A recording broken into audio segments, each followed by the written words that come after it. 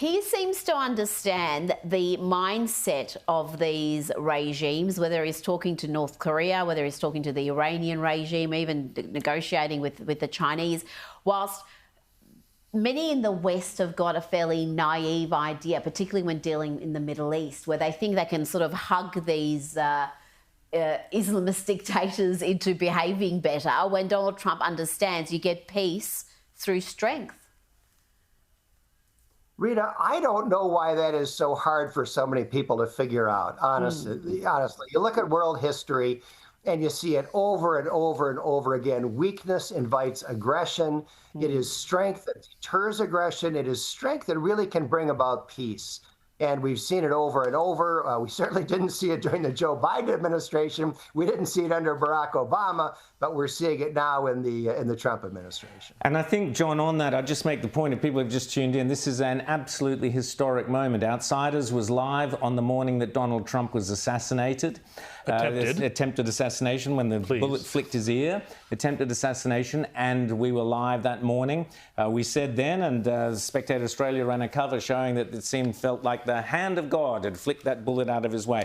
Well, this morning we're live, and the result of that, the fact that Donald Trump survived that assassination attempt now means that people like Rita Panahi's family can now look forward to an Iran free of the evil theocratic regime of the Ayatollahs. That is what we're looking at. That is how big and important this morning is. This is huge, huge news around the world. John, I want to also ask you about the ramifications of this, because you mentioned peace through strength. Had, as I think James said earlier, had Donald Trump failed to live up to this, you'd have had China emboldened, Russia more emboldened, but suddenly America is now the dominant force on the planet, prepared to use its military superiority to fight evil.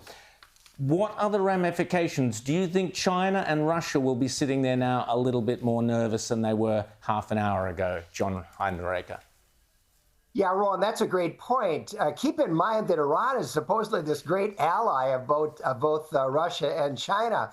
So an interesting question is going to be, will Russia or China do anything about this? And I think the answer is no. Yeah. I think that, I think one thing that the nations of the world are going to learn is that being the ally of Russia or the ally of China doesn't actually pay off that well after all. We'll see, but at least that's my prediction.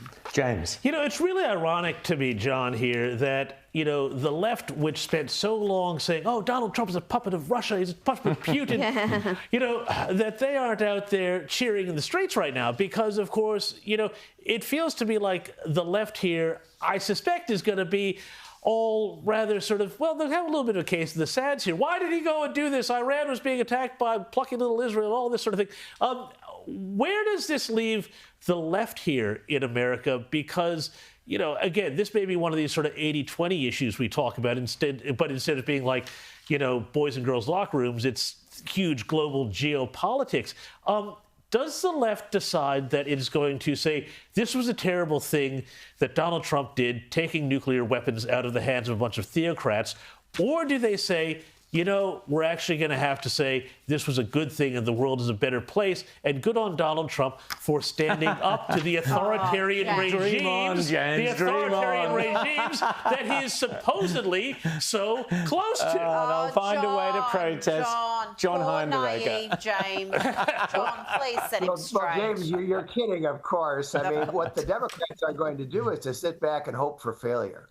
They're going to hope that this somehow turns out badly, and if it does, they'll pounce on Trump and they'll try to take political advantage. The thing you always have to keep in mind when you talk about military action is that the ultimate political ramifications depend on how it turns out.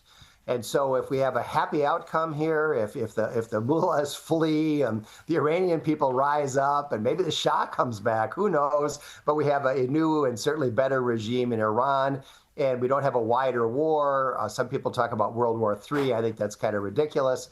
But if it turns out well, then I think the Democrats are just left with nothing to say. Absolutely. John Heinderecker, always great to chat to you, but what an extraordinary morning for us to be talking to you. Unbelievable moment in world history. A payload of bombs were dropped on 3 of Iran's nuclear sites. Fordo, the main one, is now gone.